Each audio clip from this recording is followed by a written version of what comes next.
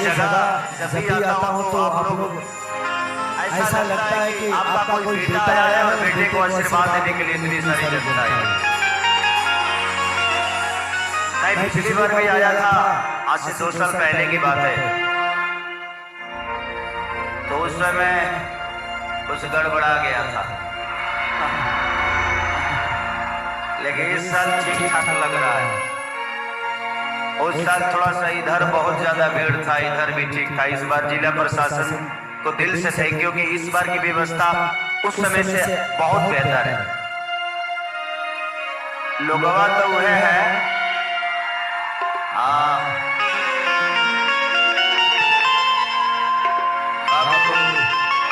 आप लोग देखिए, आप लोग भगवान की तरह, और भगवान पत्थरों नहीं, आप सब हमारे लिए ईश्वर देवता रूपी